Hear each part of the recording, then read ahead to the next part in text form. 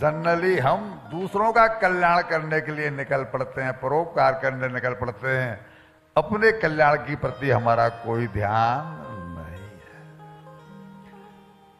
99% हमारे दिमाग में यही बात है कि ये बच्चे हमारे अपने हैं। हम चाहे जैसे रह लें, चाहे जितने कष्ट सह लें, चाहे हम भले ही नरक में चले जाएं, लेकिन हम अपने बच्चों को ऐसा करें, ऐसा करें, ऐसा करें, ऐसा करें, और ये हाथ कहीं रुकता ही नहीं। परिणाम वही होता है कि जवाब दीजिए, वरना पिछले जन्म में भी तो हमारे बच्चे होंगे। शास्त्र दोनों बातों को मानता है, यानी ये भी कहता है कि जो पहले पुरुष बना है वो पहले पुरुष था, जो अब महिला बनी है वो पहले महिला थी। इसका मतलब है महिला को पुरुष मिला होगा, पुरुष को महिला मिली होगी, मिले होंगे तो फिर बच्चे भी हुए होंगे। तो जिन बच्चों के लिए हमने पिछली बार किया था उनका हमें कुछ ख्याल है कि हम कौन थे, कहाँ थे, कैसे थे। तो अब जब यहां से चले जाएंगे तो इनका भी कुछ ख्याल नहीं रहने वाला कि हमारा मोहन, हमारा सोहन, हमारी सरला, हमारी कमला वो कहाँ है जिनके लिए हम जान छिड़कते थे, जिनके लिए हमने परमात्मा को भुला दिया, अपने आप को भुला दिया और वो पोजीशन ला दी कि अपने पैरों पर अपने आप ही कुल्हाड़ी मार ले। इसलिए पात्रता के बिना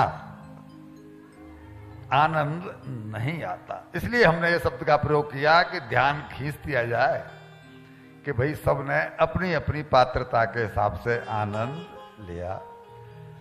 आनंद जी ने भी आनंद बरसाने में कोई कमी नहीं छोड़ी।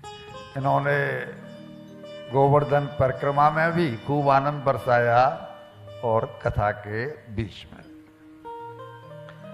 अब गोवर्धन की परिक्रमा हो गई, भगवान ने भोग लगाया जो इंद्र नहीं लगाता था, भगवान ने भोग लगाया।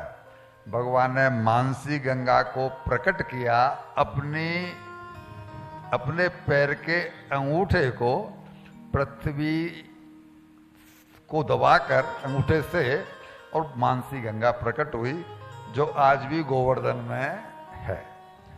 उससे अभिषेक किया गया और अभिषेक करके सबको सुख दिया। और गिरिराज गोवर्धन की महिमा भगवान ने इतनी अधिक बढ़ा दी कि आज भी लाखों आदमियों का वहां पर रस रहता है। लेकिन इससे का ये तो सब परिक्रमा दे के वापस आ गए। भगवान अपने प्रयास में सफल हो गए कि गिरिराज गोवर्धन की महिमा बहुत बढ़वा दी। लेकिन हुआ क्या कि से इंद्र नाराज हो गया। भाई जिसको आप भिखारी को भी देखो, आपकी दुकान पर आता हो और आप उसको एक अठन्नी रोज देते हो और एक दिन उसको मत दो, तो वो अपना अधिकार मान बैठता है कि ये अठन्नी तो मुझे लाला जी के यहां से मिलेगी ही मिलेगी। और एक दिन नहीं हो, 2 दिन नहीं दो, तो वो बड़ा टेढ़ा टेढ़ा देखता है, जैसे कि उसका कर्जा था हमारे ऊपर कि हमने नहीं दिया तो वो नाराज हो रहा है। ऐसे ही इंद्र को लत लग चुकी थी पूजा करवाने की, भोग लगवाने की। और जब लत लग गई तो अब इंद्र को दुख होता था कि कृष्ण ने मेरी पूजा बंद करवा दी। अब खीज में व्यक्ति कोई भी उल्टा सीधा कदम उठा देता है। ये हम अपने घरों में भी देखते हैं। जो बेटा या जो पिता कभी किसी पर नाराज नहीं होते, कभी कोई खींच वाला विषय आ जाता है तो एक दूसरे पर नाराज होकर अपनी भड़ास निकाल ही देते हैं।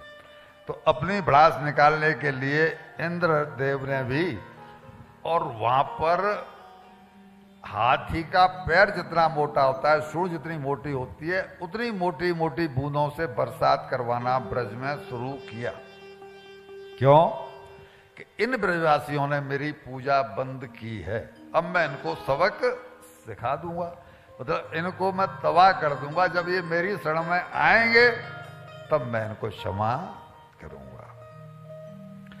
और जब आज्ञा दी तो पशून्नयत संक्षयम, ब्रजवासियों के धन की, संपत्ति की, उनका संपत्ति क्या है पता है ना, वैश्य लोग हैं। अब वैश्यों की संपत्ति क्या, खेती है, गाय है, उनका वो ही धन है।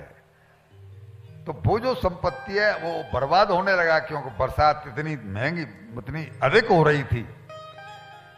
तो इसलिए वो घबरा कर कहां जाते, वो भगवान कृष्ण से ही बोले कि बेटा हमने तुम्हारे कहने से इंद्र की पूजा बंद की, वरना हम तो कर ही रहे थे।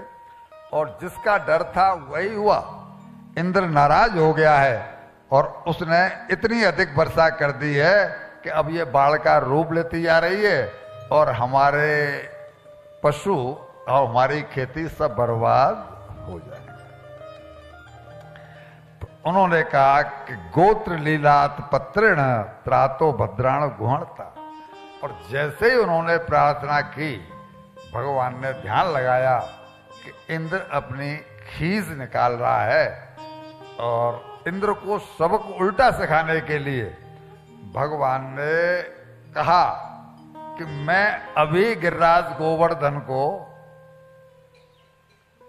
जिसको कल पुजवाया था, इस गिरिराज गोवर्धन को मैं अपनी कन्नी उंगली पर उठाता हूं।